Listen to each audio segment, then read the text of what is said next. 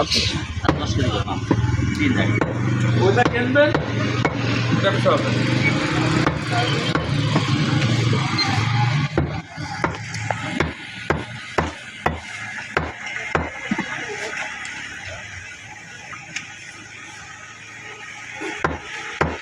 আপনি এটা কেটেছেন? হ্যাঁ এটা দিয়ে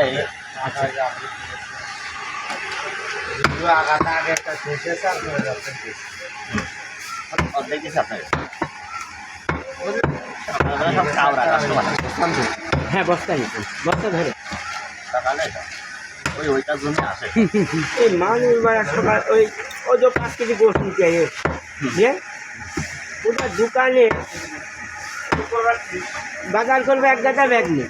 দেখ দিয়ে কথা ঠিকই ভাই মানে কি হাতে ঠিক আছে, এটা আমি একটা ব্যাগ দিব, সমস্যা নেই। তার আগে কি বলেন হ্যাঁ জানেন, আমার বাড়ি ব্যাগের অভাব এক গাদা, এটা দিয়ে দাও, কালকে তোমার এক গাদা পাঠাই দিবেন।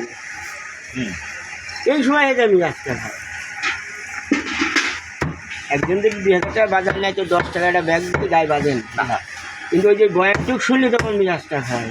আর থাকাও তো লাগবে, দোকানও খোলা নেই, কোন দেবো তার ব্যাগ। হ্যাঁ, তো ওদের 5 কেজি গোশ নিতে আইয়েছে, ওর একটু বাদ দিয়ে দেয় না যে এটা চর্বি কিন্তু আপনার দিচ্ছি না আমি চর্বি খুব একটা 30 কেজি আপনি যেমনি যাক 3 কেজি চর্বি পান সরকারি মাপে, বুঝলেন?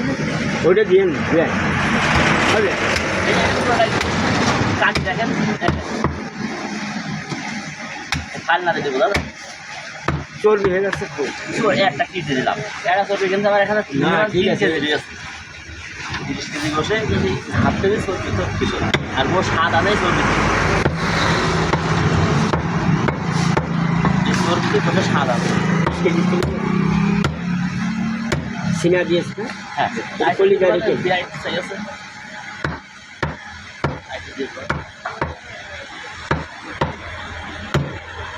ওই মাঝে যে আপনাদের ঝামেলায় বছর 3 কাজে নাকি এটা বন্ধ ছিল, আমাদের মাধ্যমে গোশ নিয়ে আইলে হাকিমের কাছ থেকে আরামে ভরিয়ে দিল।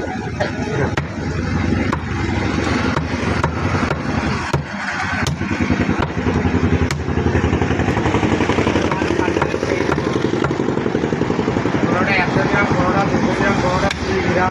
মানে কাটার স্টাইল করাতে হ্যাঁ, দুপুর বেলা রাখতে যে ওর ভিতরে হয়তো বাড়ির তা না যে একটু একটু করে আবার কেটে দেবে। তাই ও কাটা সম্ভব এই 30 কেজি গোশ করো বেশি কাটা সম্ভব না